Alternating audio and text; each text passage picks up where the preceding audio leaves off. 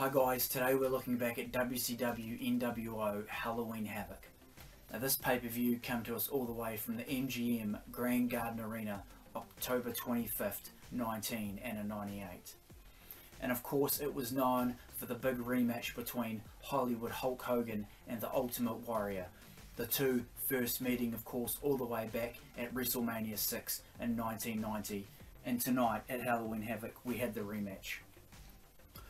All 5 of WCW's titles were on the line on this night, including the WCW Cruiserweight title with Billy Kidman taking on the Disco Inferno. We also had Bret Hart, the US champ, taking on challenger Sting, who had just recently joined the Wolfpack. And also the big one, the WCW World Heavyweight title. It was champion Goldberg taking on the challenger Diamond Dallas Page. An action-packed night. A lot of big top heavy singles matches on this card. Let's go and look at that full card now.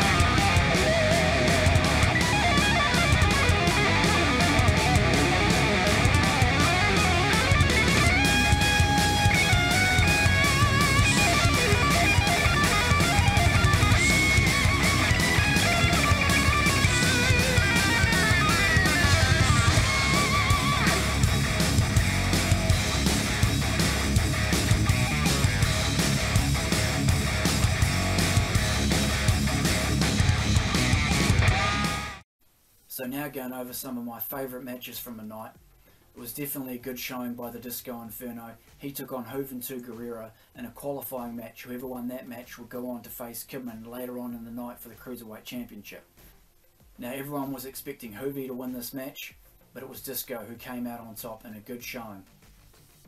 One of the best showings Disco ever had in all his time in WCW was on this night on Halloween Havoc. So he beat Juvi and he went on to face Kidman for the Cruiserweight Championship.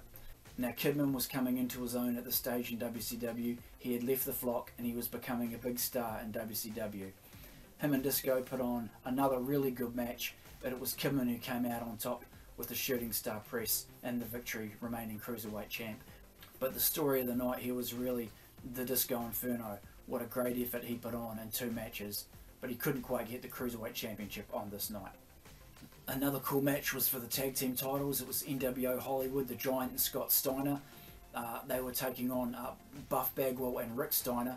Of course, Buff had pledged his allegiance to Rick Steiner before the match started in an interview, but no, he would backstab Rick Steiner once again. He had already done it previously this year, and it was basically Rick Steiner taking on nWo Hollywood by himself.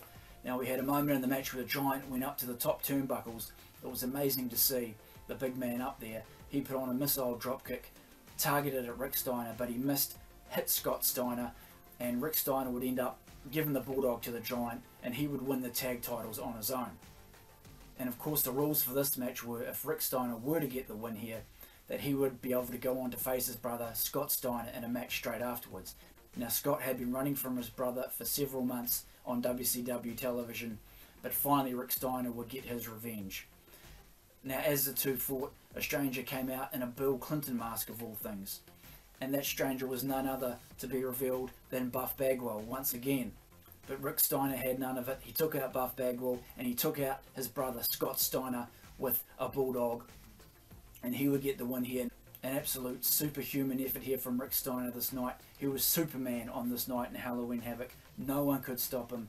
Nothing could get in his way. He was absolutely unbeatable, demolished everything in front of him, so that was pretty cool to see too. And also guys, we had the match for the US title. It was the challenger Sting taking on Bret the Hitman Hart. But this match really wasn't all it could be. If the two had been faces going into it and Bret Hart was at his best, maybe we could have had a much better match here. So if he had been a face, Sting had been a face, the two really could have torn the house down on this night. In the end it was just a so-so match. And also the big rematch, the long-awaited rematch between Hollywood Hogan and the Ultimate Warrior. Of course, the first two meeting at WrestleMania 6 back in 1990, and at Halloween Havoc we had the rematch. So was this match any good? Well, if you go look anywhere on the internet, you will see that many people did not like this match at all. It has no good reviews anywhere.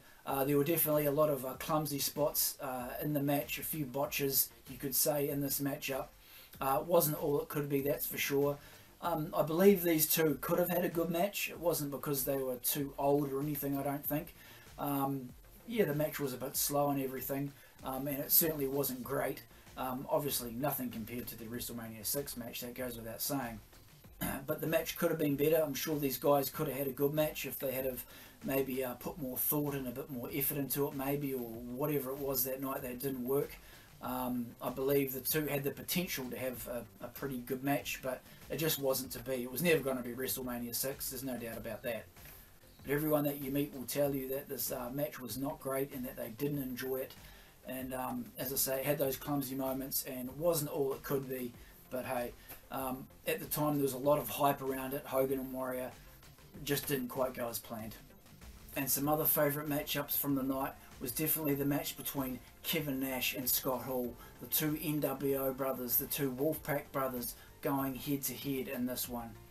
Now this had been building for ages, of course.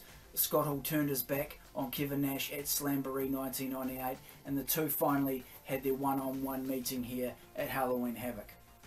So it was Scott Hall dominating the early part of this match. He was taking all his frustration out on Kevin Nash, and he really took it to his nWo brother.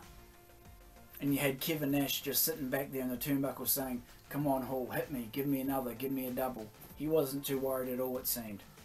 And Nash would come back later on in this match delivering two massive power bombs to Scott Hall, but he wouldn't take the pinfall. He just walked out of the ring. He got counted out, and Scott Hall actually got his hand raised in this matchup. But this matchup between the two was really an emotional matchup, a turbulent matchup. It had everything in this one. And Kevin Nash, you got the feeling throughout the match, didn't even seem too worried with the win or the loss. He was saying, "Come on, Hall, hit me." It was just a matter of the two nWo brothers going head to head in this one. Blood on blood, you could say. A real emotional, turbulent matchup with a lot of action in it. One hell of a match. Got to check it out. Okay, and now to one of the best matches you will see in WCW history. I'm not saying it was the best match, but it was one of the best singles matches for the WCW World Heavyweight Championship of all time, in my opinion, no doubt about it. It was Goldberg the champ taking on challenger DDP. Now let's look at that matchup.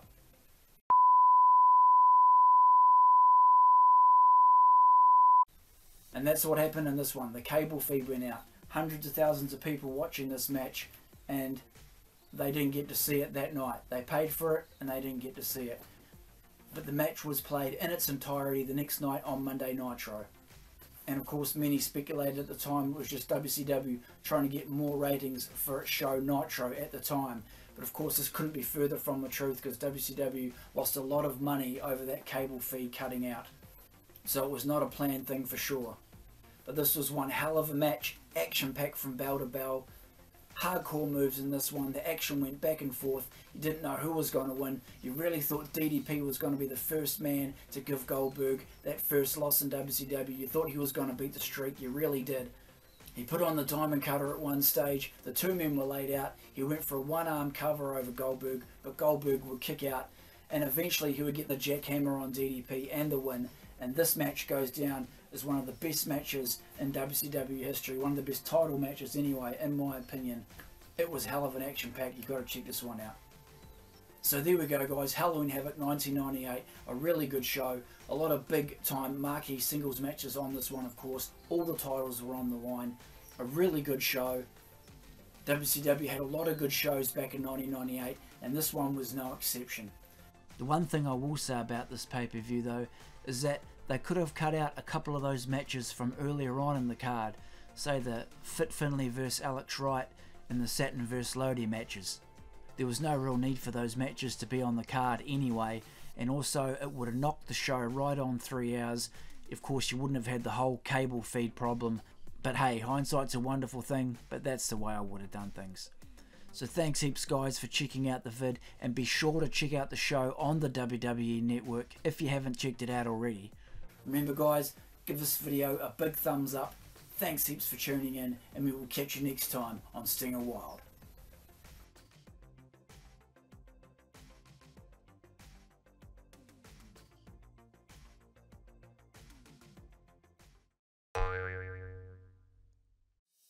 He took on Juventud Guerrera in a qualifying match. Whoever won that match would go on to face Kidman later on in the night for the Cruiserweight Championship.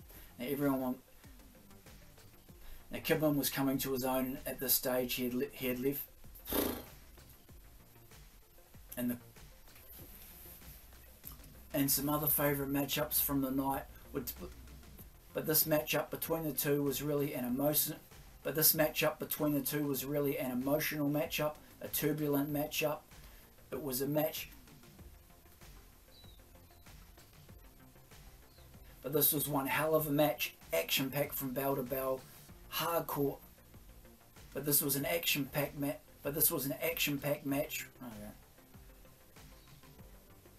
But in the end,